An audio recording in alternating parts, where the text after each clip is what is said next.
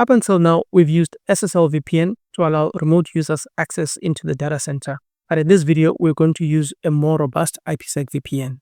We're also going to use radius authentication to authorize incoming VPN connections from our users, which means all our remote users will be using their Active Directory credentials to dial in. So based on our little topology over here, our remote users will dial in, and then the Fortigate will receive these authentication requests. Then the Fortigate will forward these requests to the NPS server. The NPS will check and validate the authentication and authorization, and then forward the response to the Fortigate. Once the Fortigate knows that the user can be allowed, then the firewall policy kicks in, and the traffic will be allowed to the intended destination. And in this case, the intended destination is 172.168.5.254. So I'm going to begin our configuration on the radius server. I've already connected onto the radius server. The IP address there is 192.168.4.254. This server is also our domain controller. It's running Active Directory. So the first thing to do is to actually install the NPS service and enable radius. The role we want to install there is network policy and access services. We select that and then add feature, next, and next. And let the server restart if it needs to, and then install. Our installation is complete. Now I close the wizard, and now we go to tools and open network policy server. I'll drag this down.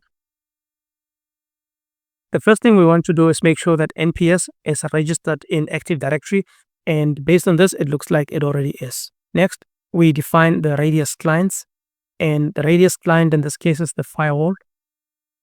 We'll right click on radius clients, select new, and here I'll use the firewall's host name. And then of course we have to specify the IP address, which is 192.168.4.200.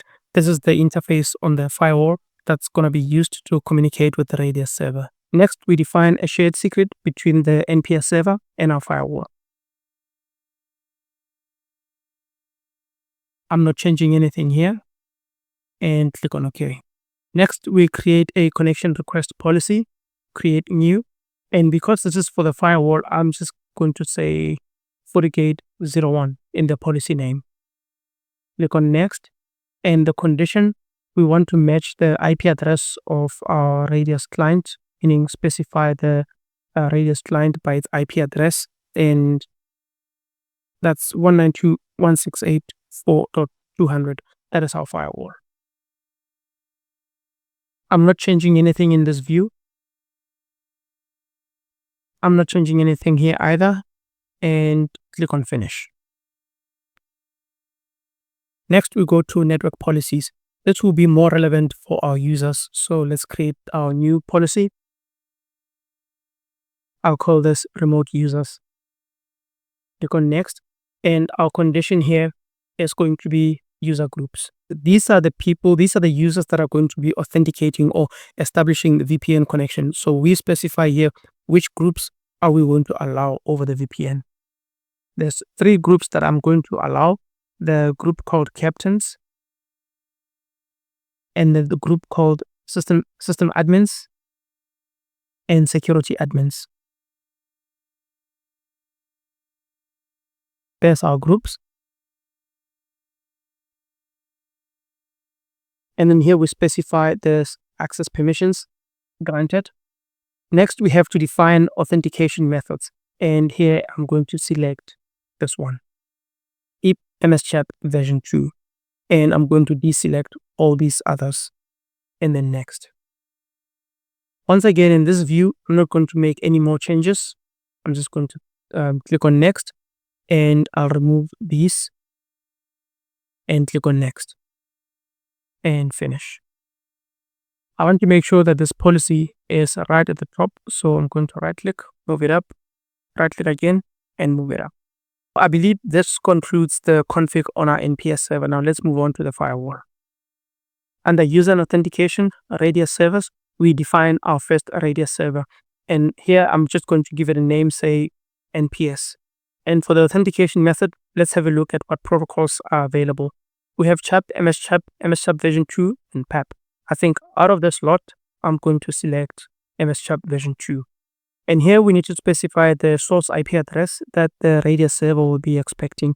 And that's the IP of our firewall, 192.168.4.200.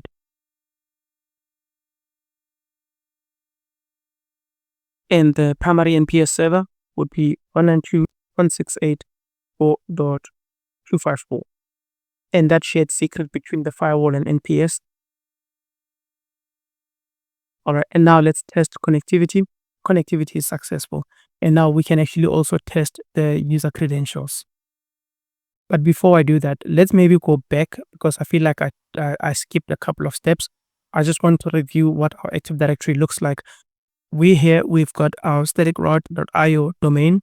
We navigate down to our OU corp. And as you can see, we have the three groups: captains, security admins, and systems admins. And each of these groups have at least one member user. And these are our users. We have systems admin 1, security admin 1, Jean-Luc Picard, and Catherine Janeway. So when we test on the firewall, we'll be using these user accounts. Test user credentials. I'll test with Picard. Although the connection status is okay, the user credentials are incorrect. And I suspect I know what the problem is. Let's go back to our NPS server and look at the authentication methods.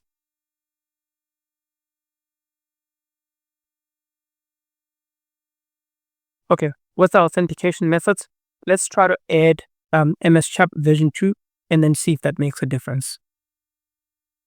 Back to the firewall, let's test again, and this time it's successful. I'm going to go ahead and test another user. Let's say sysadmin 1, that authentication is successful as well. And so I'm going to go ahead and conclude this config over here. Okay, now that we're done with the radius server config, before we set up our VPN, we need to define the groups that we're going to use because we're going to set up a dial-up type of VPN and we need to reference our user groups. So let's navigate down to users and authentication, user groups, and define our group. Let's call that remote access. It's going to be of type firewall, and the remote group would be our NPS. And we're just going to say any and click on OK. And since we have our remote access user group, let's also define the remote subnet that the users will be handed IP addresses out of. And for that, we go to policy and objects, addresses. I'm also going to say remote access, and this will be an IP range. Let's make this 10.100.10.10 up to 10.110. Let's say 20. All right, and now we can move on to configure our VPN. Let's create our IPSec tunnel. We'll give it a name, remote access. We're doing a custom configuration. Click on next. And here we select dial-up user, LAN 3 interface, and we are doing mode config.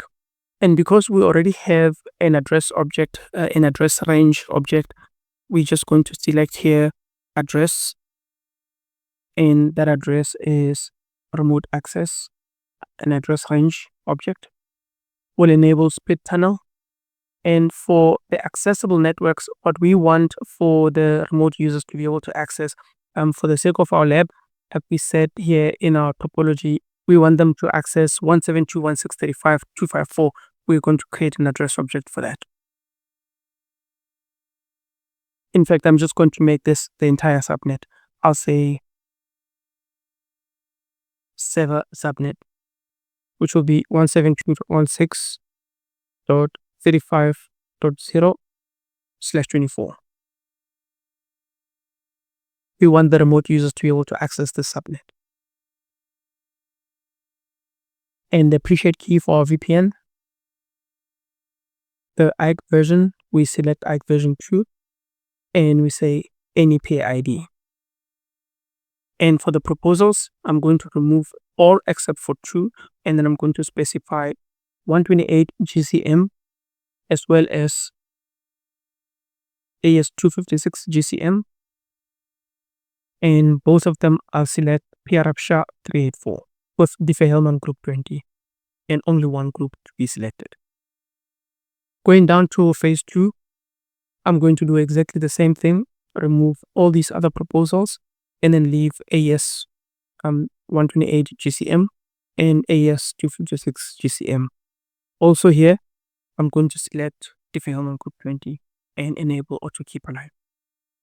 And while we're on our tunnel config, there's additional piece of config that is required. Set IP enable and set IP identity. There's two options here. We select send request. And finally, we define authorized user groups. And our group is remote access. And also because of this, this actually affects how we're going to create our firewall policy. I'm going to close out of this. And now let's go to our firewall policy so I can explain what I mean. Typically in the SSL VPNs, you would be creating your firewall policy to include the users or the user group that you want to allow through. In this case, because we've already defined that in our VPN, specifically in our phase 1 config, we don't need to do that.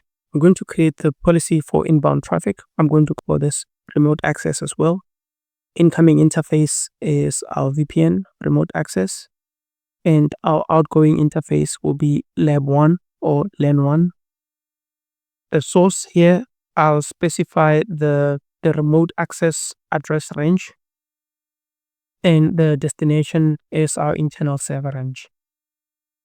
So what I was saying earlier is typically with SSL, you do have an option to add the source users, but in this case, we're not going to do that because we already defined the source user groups from the phase 1 config of our VPN, and so there's no need to do that here.